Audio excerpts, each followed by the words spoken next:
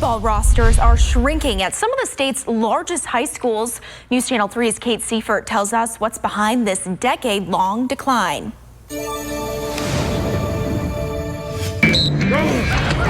Kurt Twishel's first season as head football coach at Portage Northern kicked off with a surprise. One of the biggest shocks to me was that, truthfully, see how low the numbers were coming in. More than 1,200 students go to the Division II high school, but the Husky football team only carries about 35 players on its roster. According to the Michigan High School Athletic Association, over 32,000 kids played football this season. That's a 30% decline in over the last 14 years. The MHSAA initially attributed drop in participation in part to concussions. But according to the Athletic Association, just 2% of Michigan football players suffered head injuries last season. And athletic officials say school districts are spending money on football teams to add protections to the field. Portage Public Schools spends anywhere between $6,000 and $9,000 each year to refurbish football equipment. We've done a lot of work to explain to people that right now football is safer than it's ever been. And I think that message has sunk in a lot of places.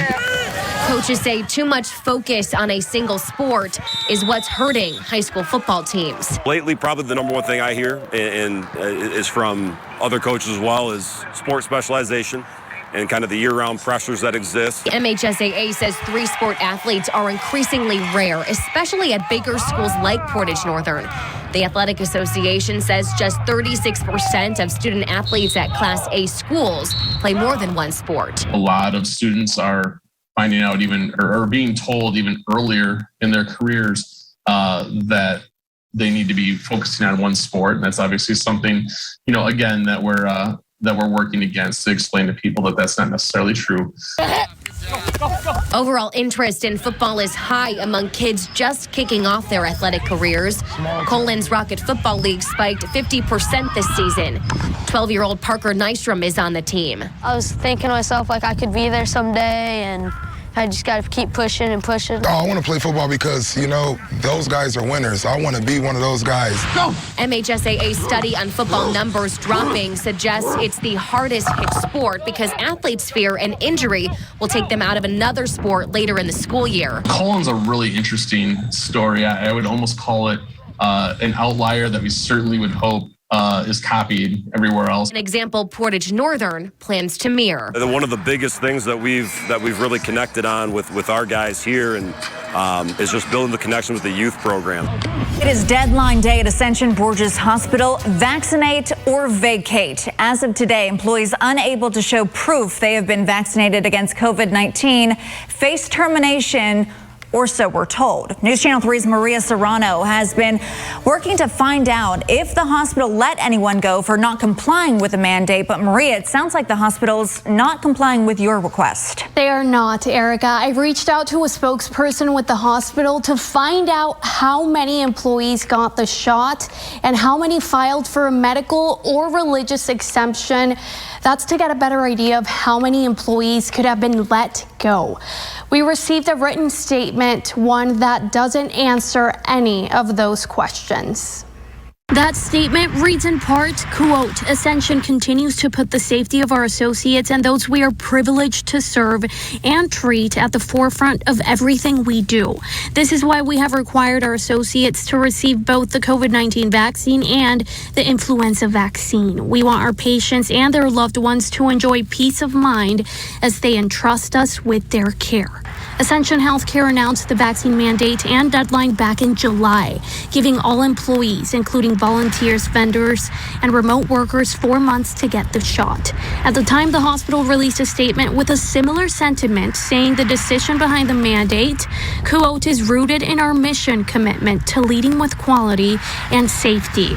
Today's deadline comes as Michigan sees yet another surge in COVID-related hospitalizations. Capacity at Ascension Borges Hospital in Kalamazoo as of Monday sits at 86%, with 49 patients needing care for COVID-19. And despite ongoing staffing shortages at hospitals across the state, not complying with Ascension's vaccine mandate could lead to employment termination and ultimately fewer people caring for you. On the other side of town, Bronson employees are not exempt. They face a looming December 1st vaccine deadline. However, hospital officials there are releasing numbers to News Channel 3. To date, close to 85% of Bronson employees are fully vaccinated, and we're told hundreds of others have gotten their first dose. A Bronson spokesperson in a written email tells us Bronson employees may continue to work after December 1st and will have until January 15th to show proof of vaccination. I asked the spokesperson for Ascension Borges Hospital why they couldn't provide me with specific numbers, and I'm still waiting to hear back. Tonight, we are hearing from the sister of the Kalamazoo man who pleaded with her brother to surrender during a nearly 16-hour standoff with police officers just days ago. Yeah, police say 35-year-old Alex Rawls, wanted in connection to a shooting, shot and killed himself minutes after being hit in a shootout with police. News Channel 3's Mike Kravsik is live in studio with new answers to these questions about just exactly how Rawls died. Mike. Yeah, Andy, the family does have a lot of questions. Rawls' family says he was never suicidal. Police told us at a press conference yesterday that Rawls shot and killed himself minutes after that final standoff with police. KDPS says the shooting was too graphic to show, but says it's working with the family. State police, meanwhile, say they won't confirm if it is a suicide until the autopsy and ballistic reports are complete. MSP tells me that's still under investigation. He told us he loved us and everything. Alex Rawls' sister says she talked to her brother on the phone close to the end of this 16-hour standoff. He told us that they're going to have to come in and get him. Police tore down parts of this Washington Avenue home to get eyes inside without sending officers or the SWAT team in. Just before 3 o'clock Tuesday morning, police say this thermal drone video shows Rawls on the second floor of the house shooting at officers. Mr. Rawls responded not by surrendering, but instead repeatedly firing at law enforcement officers. Say he used this long gun with high-capacity magazines. KDPS Chief Vernon Coakley says officers shot back and hit Rawls. How many times he was shot by police, Coakley didn't say. Police say 4 minutes later, while watching the thermal drone footage, saw Rawls shoot himself. Investigators say he used the same gun he used to shoot at police. KDPS has not released that portion of that video to show what police officers saw. My brother would never kill himself. That's something he wouldn't do. Before the standoff started Monday, police say Rawls told a relative he wanted to shoot it out with police. Are you okay? Zoo police went to the home to arrest Rawls. He had a warrant out for domestic assault and assault with intent to murder in connection to a shooting 1 week ago before the standoff started. Police say Rawls shot his ex-girlfriend's sister in the back 5 times.